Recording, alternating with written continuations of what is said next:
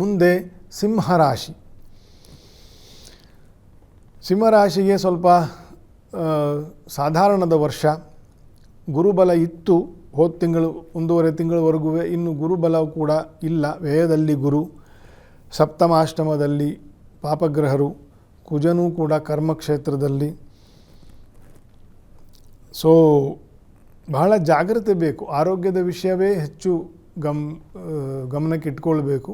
ಎಷ್ಟೋ ಮಂದಿಗೆ ಆರೋಗ್ಯ ಚೆನ್ನಾಗಿರ್ತದೆ, ದಿಢೀರಂತ ಏನೋ ಸಮಸ್ಯೆ ಬರುತ್ತೆ. ಒಂದು 3-4 ತಿಂಗಳು 6 ತಿಂಗಳು ಬರೀ ಈ ಟೆಸ್ಟು ಆ ಟೆಸ್ಟು ಅಂತಂತ. ನಾನು ಯಾವತ್ತೂ ಒಂದು ಮಾತ್ರನೂ ತೊಗೊಂಡಿಲ್ಲ ಅಂತಂತ ಅನ್ನೋರಿಗೂ ಕೂಡ ಹೀಗೆಲ್ಲ ಆಗುತ್ತೆ. ಅದಕ್ಕೆ ಅಂಥ ಸಮಯ, ಇಂಥ ಗ್ರಹರ ದೋಷಗಳ ಸಮಯದಲ್ಲಿ ಜಾತಕವನ್ನು ಪರಿಶೀಲನೆ ಮಾಡಿಸ್ಕೊಳ್ಬೇಕು.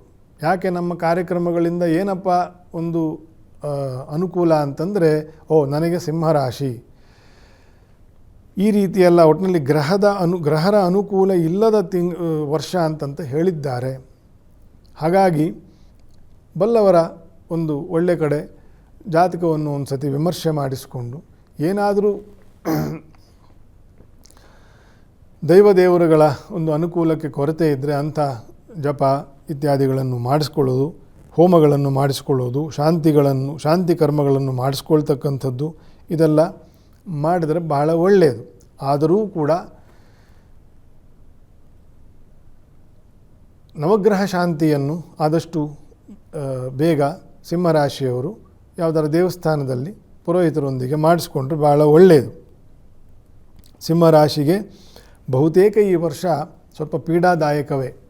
ಹಾಗಾಗಿ ಗ್ರಹಶಾಂತಿ ಮತ್ತು ನರಸಿಂಹದೇವರ ಒಂದು ಧ್ಯಾನ, ಪೂಜೆ, ನಾಮಸ್ಮರಣೆ ಇತ್ಯಾದಿಗಳನ್ನು ಮಾಡಿಕೊಳ್ತಾ ಹೋಗಬೇಕು.